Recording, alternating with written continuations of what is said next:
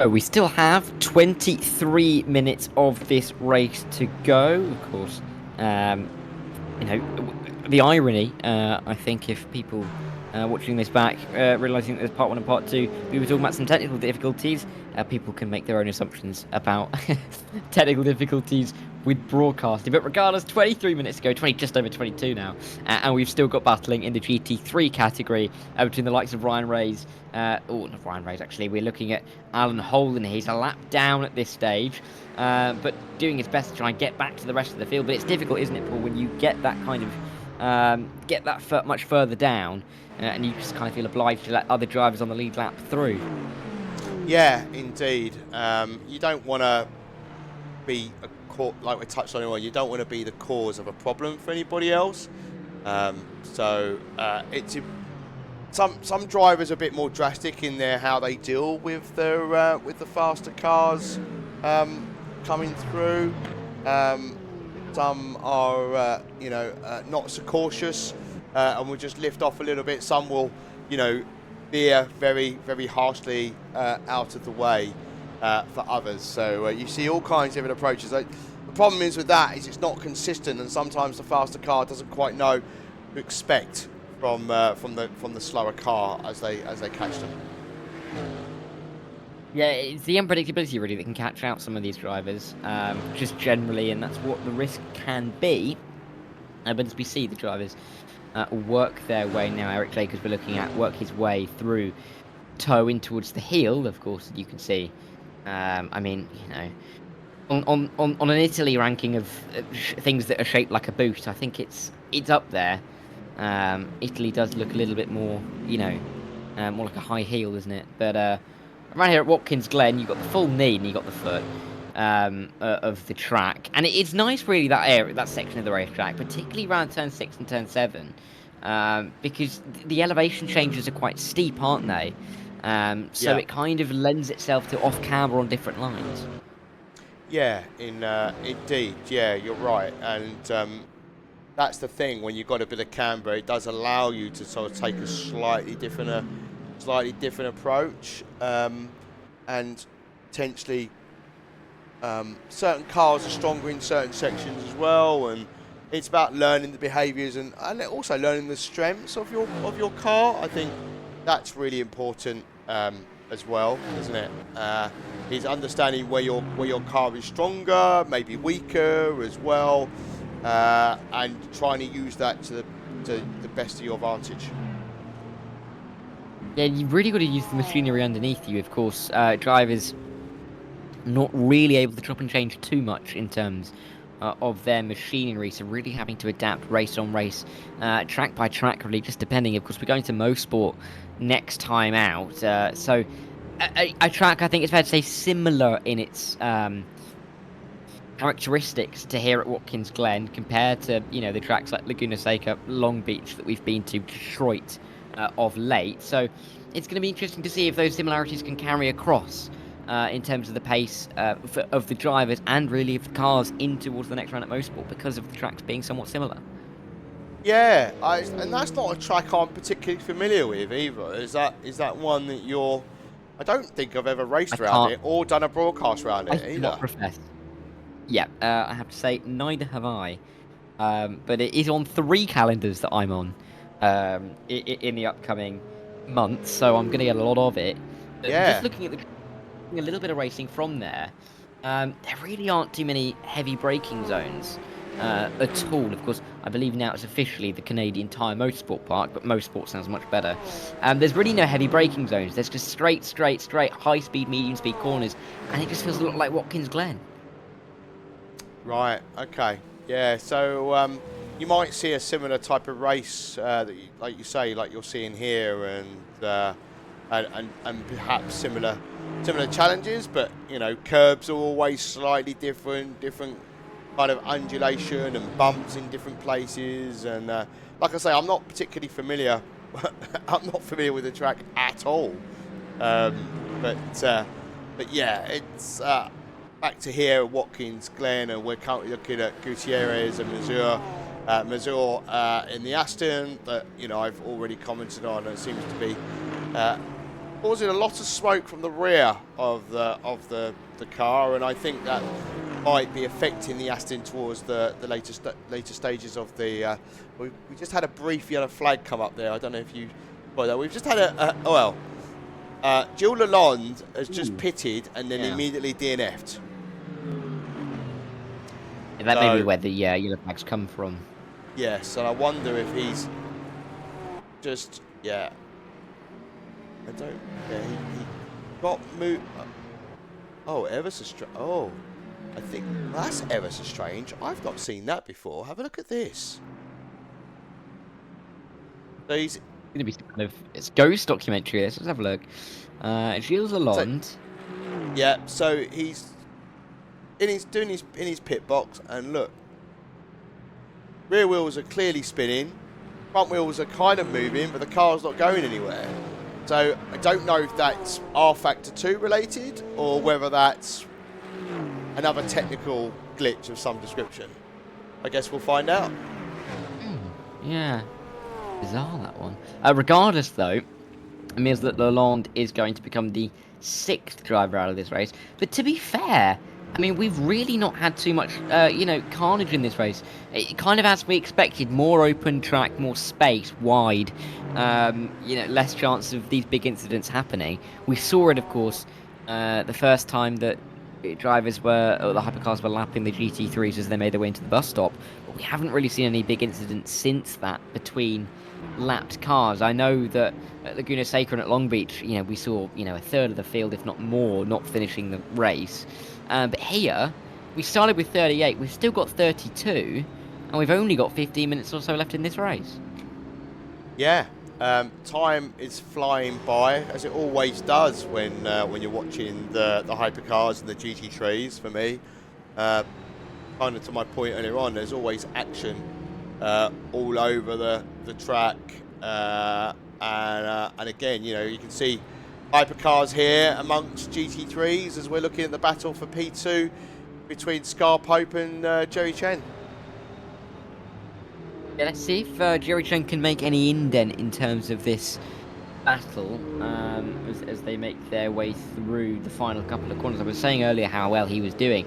Norm Graf really has taken this race by the scruff of its neck to be... No, he's not. I'll eat my words. He's into the pit lane. Scar Pope has really taken this race by the scruff of the neck, Paul.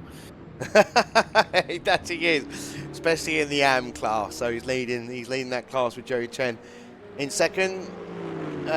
Norm is still third at the moment in that class. Wayne Galvin, the car behind, but he's about 20 odd seconds back, so he might not get that position. I think Norm Graf might keep it for the moment, even though he's in the pits. We've also got Mika Locke and Ross Smith having a bit of a battle down in the GT3 class as well, both in GT3 Pro. Yeah, nice to see that these GT3 Pro guys are still fighting out, despite the fact that the lead is currently sitting at 42 seconds. At least it's not the 62 that we have in the AM category, with the driver in P6 in that class being over a lap down. So clearly shilting. Get that man in Pro, because he is showing some excellent pace, I think it's fair to say, in this race. Hypercars coming through as they make their way on towards this back straight, easy as you like. Nothing too dramatic happening there. But look at that, got to be careful. Maybe a little bit of waiting game there. Being careful, really, as you come into towards the bus stop through the carousel, not to really end your race on the back of a GT3 with, less than a quarter of the race to go. Yeah, and it's very easily done, right? Because you're so used to braking and accelerating at a certain point that it kind of becomes second nature to some degree, and you have to have an awareness as like, oh yeah, that GT3 ahead of me is not going to accelerate. And that's why, again, it's really important to practice with other classes on the track. I know that, that's reliant on other people also practicing, so it's not always, it's easier said than done. But at the end of the day, that's the only way. And also, so really, the only way to learn how to do multi-class racing for a lot of people is actually doing the races. And how we learn, unfortunately, is by making mistakes, which, sadly might mean that you're not just ending your race, that you're ending others. I mean, we've had incidents on the Saturday leagues where things have got a little bit heated. We've had kind of a misunderstanding on the starting protocol, and a few races ago that kind of ended a race prematurely for some, and kind of sort of took away what was going to be someone's first win in class and things like that. And so yeah, it can all sometimes it's always quite interesting to see the story unfold as once the race has completed, and gives you a bit of a narrative to talk about. And on that point, for the Saturday League, we've kind of created a form for some of the drivers to fill out, so we've got a bit more information and talking points that we do for these races, because sometimes, especially if the racing does calm down, which as Ross makes a move on the inside, yeah, go on, birthday boy. Oh, a little bit of a squiggle there coming out, and the Honda wasn't able to get the traction, unfortunately. Wasn't able to make it stick, but clearly showing some pace at the moment as a hypercar comes to interrupt the fun. Yeah, Ross, he's trying his best, isn't he, to work his way through. He's still on the lead lap, that's for sure, and he's really not that far behind. I mean, Jacobs is just up the road here, in that light blue car, I do believe. So there is a nice battle going on here. Race leaders catching them as well. Into the top 5. Here they are. Right on them. I'm surprised that Hall is where he is. I think Hall needs a pit stop. Here we go. If I'm honest. Yeah. Oh, there we go. And he goes. Oh my! Yeah. I am rolling off the You are like NBA Jam. He's on fire. Is I think the phrase we're looking for. So it's a shame. It's a shame that it's 3:30 in the morning and I can't really keep this going for much longer, isn't it? Yeah. So now, Alex, if this was the morning, I could keep this hot streak going all day. I'd buy the lottery ticket, But no, I'll be going to bed after this. Yeah. Unfortunately for David Anderson, he's sorry, that was Alec King bouncing over. Carry on. He's gone to make a sudden arrival at the pit entrance. So here's a replay for you.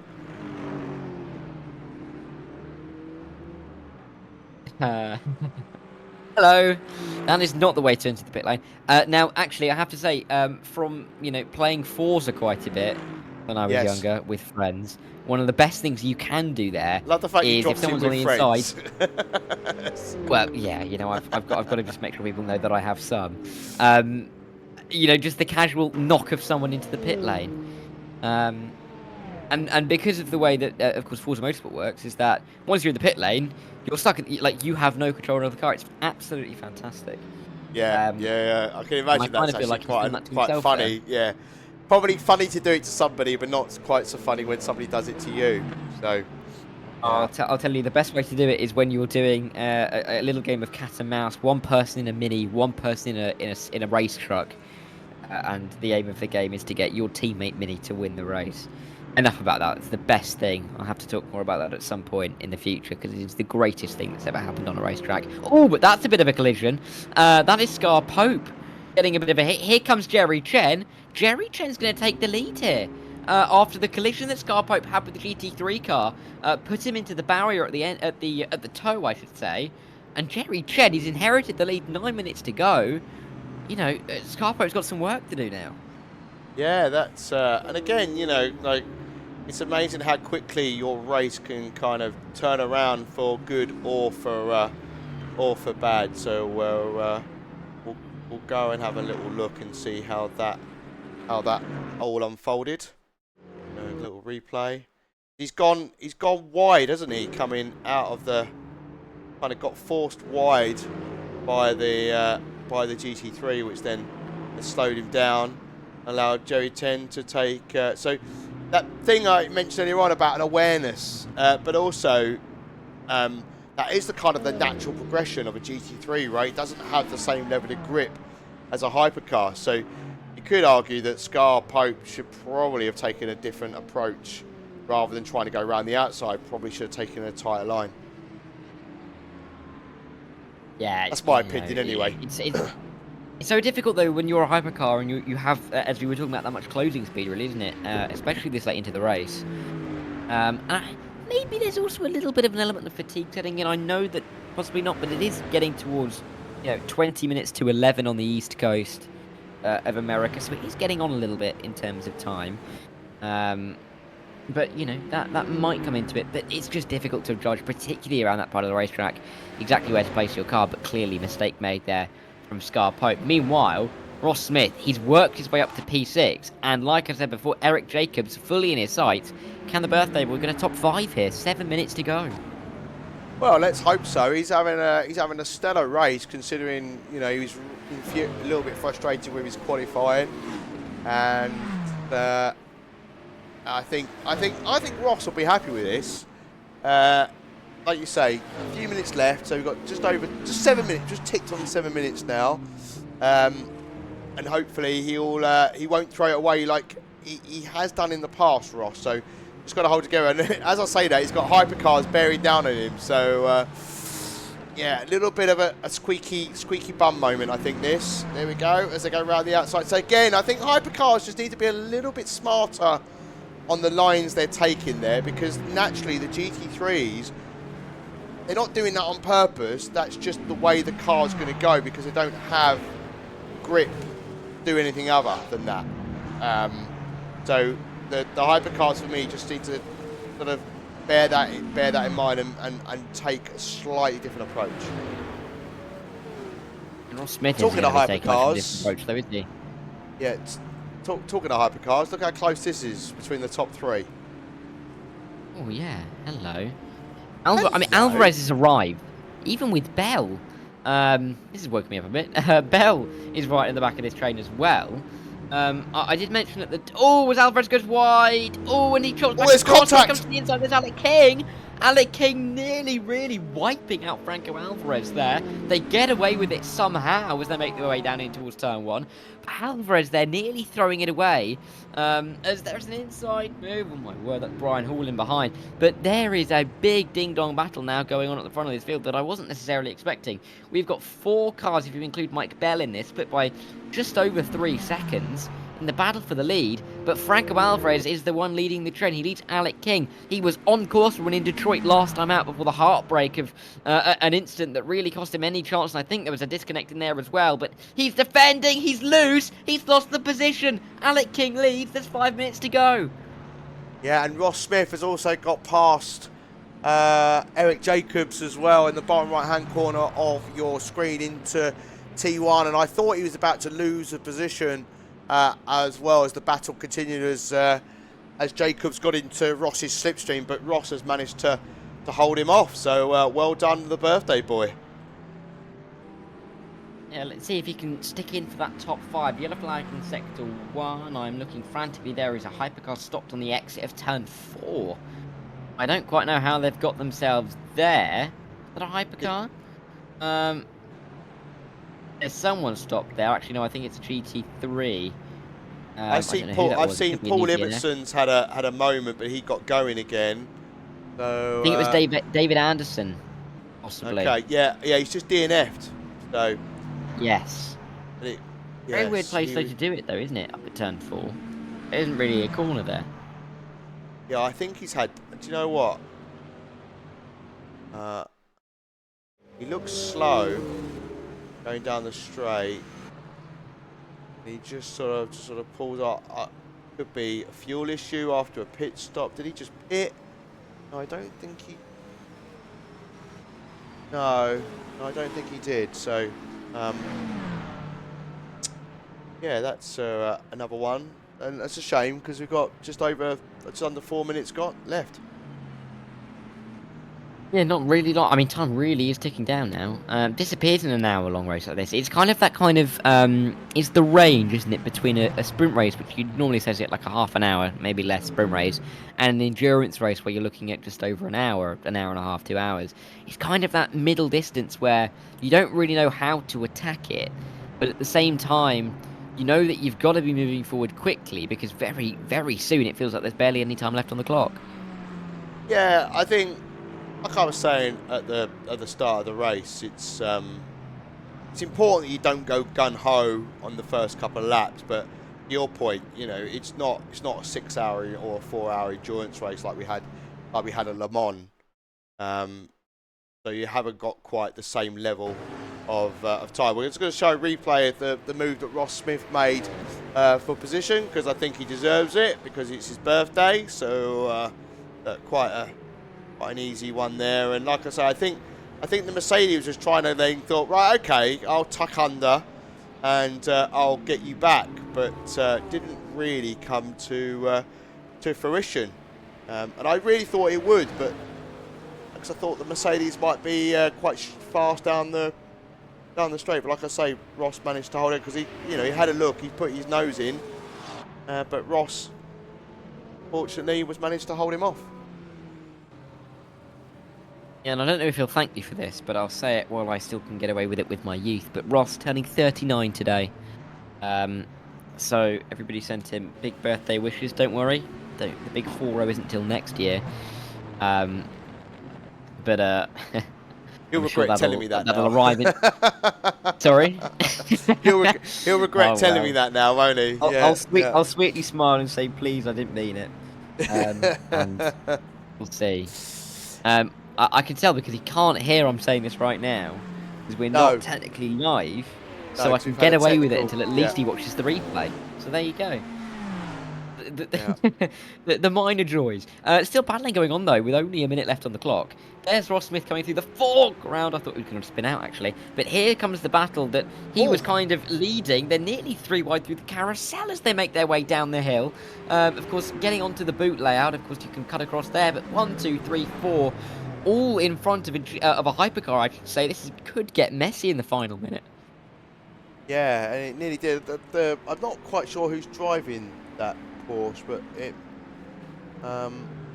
James Balders maybe. But yeah, no, it's been sort of getting out of the way of the faster cars. Clearly not on the same level of pace as others at the moment. Might be new to the series, but just keep an eye on the race leader. As well, I think we've got one more lap to go. Or will this be the final lap? Because we got 25 seconds to go. This is where the final lap then, yeah. Yeah, I think it will be. So Alex King with Brian Hall another 2 seconds back behind.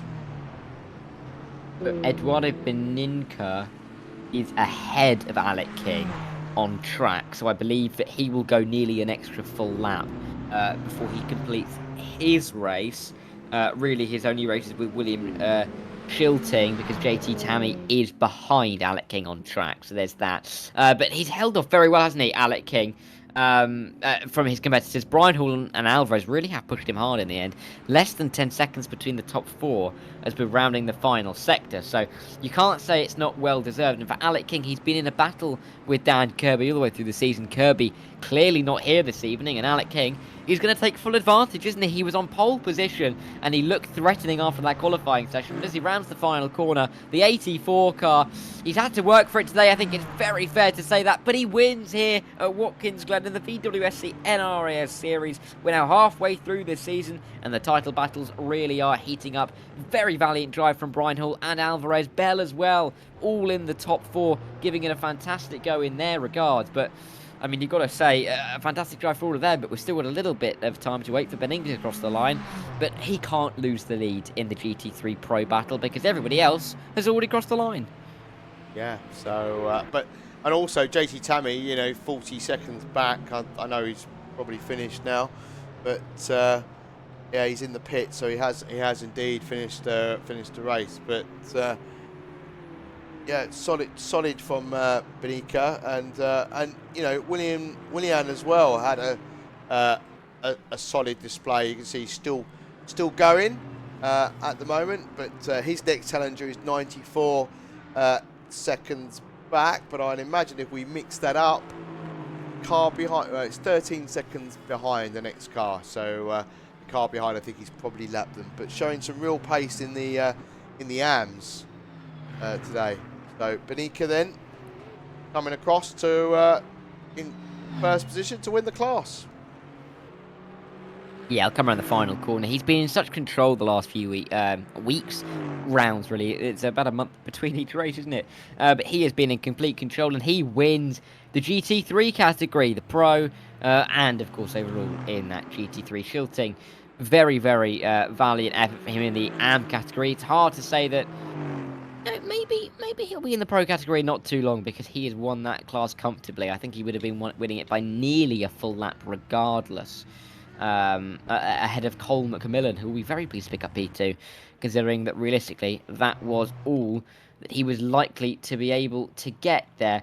I think there's one more car possibly to cross the line, but actually maybe they're all in the pit lane, so it should be that they're all done. So, with so many cars out on track, it's difficult to really see where they all are in terms of the leader. Of course, a few more cars running around, but they are finished. They've crossed the checkered flag.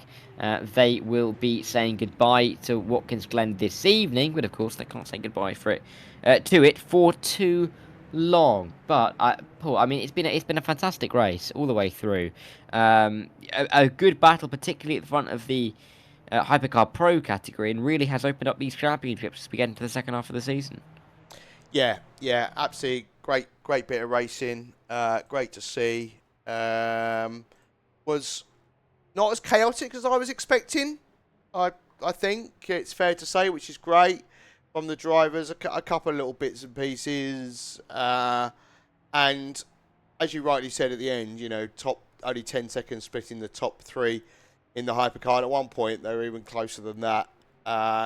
But it wasn't to stay that way, and the gaps between the GT3 were a little bit more sparse, but still some great racing. I think Ross will be really happy with that performance. A bit of a comeback after a poor qualifying for him, especially as we've already mentioned on his big birthday. But yeah, nevertheless, a solid display all around from everybody. So good racing.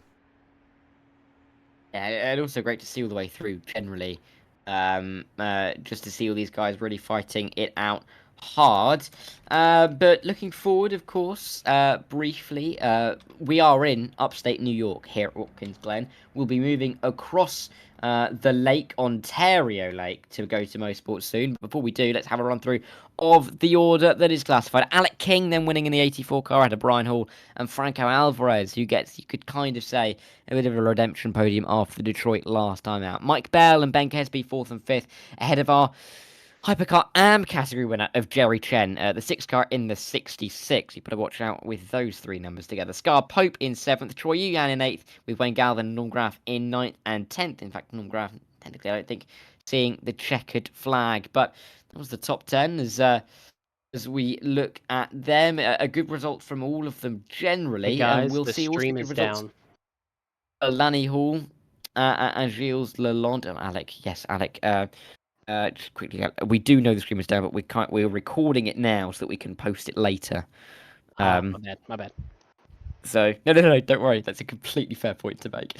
Lanny Hall and Gilles Lalonde 11th and 12th, with Eduardo Beninca winning in the GT3 Pro category, William Schiltling winning in the GT3 AM category, and then a list of pros of JT Tammy, Yuji Mazur, 2nd and 3rd in class, Johnny Gutierrez, Ross Smith, and Eric Jacobs in the top 6. Ross Smith getting that 5th on his birthday. Cole McMillan rounds out the top 20 after he completed 34 laps of this race. Lots of laps completed in an hour, of course, around an open track like Watkins Glen here. Still more drivers, though, that were classified in the order as we will run our way down. But, you know, nice to see the likes of James Walker, Oliver Day, Michael Lock finishing just outside the top 20. Stephen Miller and Josh McGlinskey, 24th and 25th, after McGlinskey seemingly surprised Ross with his appearance. Chris Dudham in 26th and Ryan Reyes in 27th.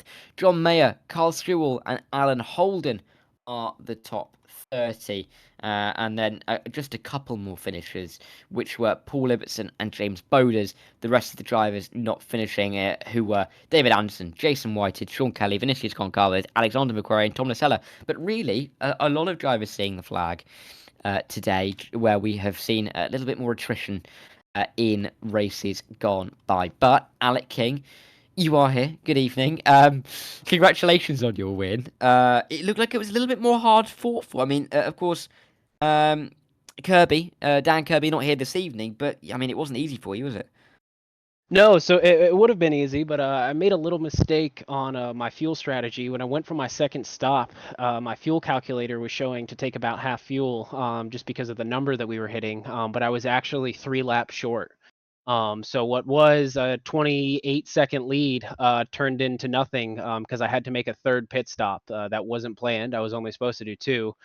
So I had to take a third pit stop for 10 seconds of fuel, and that put me out right in between Franco and Brian Hall, and it was a battle. I tried to get Franco as soon as I came out of the pits, and that didn't work. So I knew I just had to get him. I knew I had some pace, but it was going to be hard, especially because of how we were through traffic. But I made a really good pass on him. He was rubbing me against the wall, which I can understand being aggressive towards the end of a race. But yeah, no, had to get a little aggressive with him. I sent the dummy in him through into the bus stop. He blew the bus stop, and I was able to make the pass. But yeah, it was rough. And then once I got by him, Brian had some pace in the car towards the end, and so I was just pushing, and he was pushing as well. And he had a little bit better tire than I did. That car was fast that last couple laps. So I just had to manage to try and get the win. So started freaking out, started sweating a lot with about 8 minutes to go because I knew I wasn't going to make it. But in the end, we were still able to get the job done. A lot closer than what I would have liked. I wish it could have just been easy sailing like it was the whole race. But all in good fun. So had a good night, had a good race, and super happy to get another win. Yeah, good for you in the championship as well, isn't it? Progressing your way through as we get towards the second half of the season. But I mean, with all the with the little break we had, it was difficult to say because you were seeming clearly in the lead, and then you were all of a sudden, in our point of view, in the battle. So yeah, with that third stop, it just shows how good the win was generally. Cherry on the top, you did an extra pit stop, and yet still won the race. But I think looking forward, second half of the season. We've not got the tracks, the likes of Long Beach that we've had so far. Opens out a little bit. The likes of Indianapolis, the likes of Road Atlanta that we've got left. Are you looking forward to the second half of the season? Do you think you can challenge Dan Kirby if he's here? Yeah, for sure. These tracks coming up are tracks that I was able to run at in this car last year. All the tracks so far that we've run this season, I didn't run in this car. I did the first couple races last year in a GT, and then sadly had to miss a lot of rounds due to some stuff going on in my personal life. Had to get surgery and everything, so was out of the sim for a little while. But Mosport, Road America, Indianapolis, and Road Atlanta are all tracks that I've driven in the sim and in this car, so I feel pretty comfortable. And VIR is also a cool one because I was able to race that track in real life this year. So to be able to go there and kind of have some prior knowledge from real life going into the sim is pretty exciting. So I've definitely got some data from last year that I can implement to these next coming tracks. I know them fairly well. I was able to actually win at Road America and Indianapolis last year and beat Kirby. So we'll see if we can repeat that. But yeah, really looking forward. So we're about the halfway point. So now it's just kind of finalizing. Really don't want to have any mistakes and don't want to get in any trouble. Just want to have a good, solid last couple of races and try and come home with this championship. Yeah, and I'm certainly not jealous that you managed to drive VAR this year. Not at all. Before we let you go, though, Alec, anybody you'd like to shout out on the stream this evening? Definitely my teammate Jerry Chen set up an awesome car for me. So car felt great. He definitely had our strategy worked out. I went a little bit off the strategy, so that's what caused my little problems. But Jerry Chen, Flying Kiwi Racing, we've had a really good team this year, leading the team championship. Shade Tree Motorsports, Josh McGlinskey, been helping him out, so he did a good job tonight with his first race back. My grandfather Gordon, he is hopefully he was watching the stream, so hopefully did a good job, a little bit closer than what we wanted to, but still got the job done. But just everyone at CMS Storm Gang Simulation, you guys for commentating. We've got a really awesome series. I'm super happy to be a part of it, and yeah, looking forward to Canada here in a couple weeks. Yeah, it's not that far geographically from Watkins, Glen over to Motorsport, so yeah, it won't be too much further. And yeah, different national anthem for a change, isn't it? But yeah, but thank you, Alec King. Congratulations again, and we'll speak to you soon, I hope. Sounds good, guys. Thank you. Alec King there, winner in our Hypercar Pro category. We've just got Ross Smith jumping as well. Ross, I mean, birthday boy, 5th in the end. I mean, that's not a bad result for you. No, from what it started as, yeah, I was well back in the field just because of an unfortunate qualifying session. But yeah, that was a load of fun coming up through there and catching Mika and Eric. I changed my rear tires, which it's like, well, I got nothing to lose here, so yeah, it kind of worked out. You only changed your rears. And I You mean, didn't change your fronts. You just stuck some rears Yeah, on. so I did, and I mean that's the one thing that the GT3s have a little bit of strategy on, since they only have the one compounded tire. It's the mod's been updated so you can change all four tires individually if you want. So you could swap one out if you wanted to. And the NSX loves to torch the rear tires. I mean, it kind of loves it. It's JDM all the way. But I knew that if I kept driving the way I did as I was starting to try and drop my lap times, that those rears weren't going to make it to the end. And I didn't think I had enough to get up there to Johnny and those of certainly the Aston Martins. I mean, they're just way too fast. But I was like, well, I might be able to take a gamble here. I don't think that Eric and Mika were going to do anything. So, and they didn't. They kept their tires as they were. So we had a nice fight at the end. It was great. Yeah. I mean, I know that we're recording this offline because I've had a bit of a technical nightmare. So we'll be sharing the file with yourself at the end, and you can get this uploaded so everybody else can listen to what we've talked about. But yeah, we watched you make your climb back up. It was thrilling to watch. You made a really nice move into T1, and I thought the Mercedes was going to get you back because he tucked in right behind you. He showed his nose into the chicane, but you managed to hold on, and then that was it. Really, that was kind of done and dusted. You were able to kind of open that gap up rather quickly. Yeah, it was definitely a blast. I mean, I could tell that the Mercedes were going to burn up their tires quite a bit, and that was the only thing I had, was that they would kind of lose a little bit coming out of the corners or just going in, whatever the case. And I could even see Eric every time he'd go into like the toe, like he would just light up his right front every single time. So I was just watching those tires burn down to the nubs, just waited for the pace to drop off and just try to throw it in. Nice. Yeah. Good racing. Well Well done, done. Ross. That's a good comeback, Ross. I'm not just saying that to I'm not brown nosing you, but I think that you were clearly disappointed with qualifying. So it's amazing how your fortunes can change very quickly, and you're probably feeling a little bit different about the race now. And I think that'll probably do you some good for the Saturday race. Yeah, I'm looking forward to that one. The NSX definitely, it feels a lot more comfortable. It's like an old leather jacket or something, just kind of getting in and going out on the town. Nice. Yeah, I've good never on heard you that guys analogy for before, yeah, but I'll use that comfortable in the shoes. future. Yeah, it's yours. Oh, well, thank you, Ross. And well done again. P5, I mean, the moves were good as well, so definitely something to write home about. And you didn't get caught up in that big crash at the start, so it's always that. Yeah, that was And close, Ross, wasn't it? I'm not even sure which one that was. I was just tucked in on the bumper behind me, right in front. So I just didn't even see what was going on. I kept hearing it over crew chief, and obviously there's the one little blip going through the bus stop. Maybe that's the one you're talking about. Yeah, wasn't a little blip. yeah. I just saw dirt in the air, and I said, "Where's the hole?" And I fortunately found it, so it was all good. As an all-time Ross Smith quote right there, that I am in the process of writing down. Thanks, Ross. Happy birthday. Well done Thank on you. the P5. And we'll speak to you again soon. Yeah, thanks, guys. Thanks for catching it all. Oh, well, Paul, that was quite a race. An exciting one all the way through. Definitely looking forward to the next one at Mosport in a few weeks' time. I'm now doing the process of counting how many. It's 1, 2. It's only in 2 weeks' time, actually. So it's actually not very far away. So not too long to wait for that round, and hopefully more of the same. It was a great race tonight, wasn't it?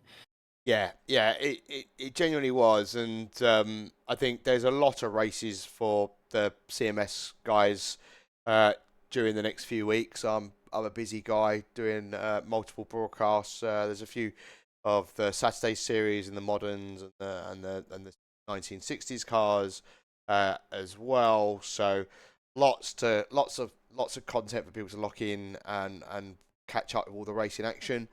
And I'm really looking forward to a good race tomorrow when I do another broadcast for the moderns on the Saturday as well. So be sure to check that out if you're not out enjoying the weather, that is.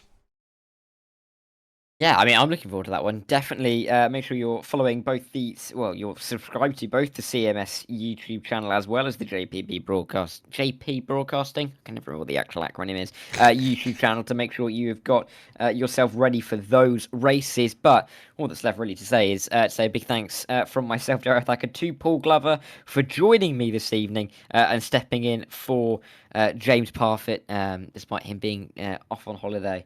Get setting away across the globe. But yeah, big thanks to Paul. Even though we've had those technical difficulties, it's been a pleasure. Hopefully, we'll do it again soon. But in the meantime, as Paul said, we've got the Modern Series on in the next couple of weeks. But the NRAS series will be back in 2 weeks' time when we get round to Motorsport. We hope you join us then. But in the meantime, we wish you a very warm goodbye.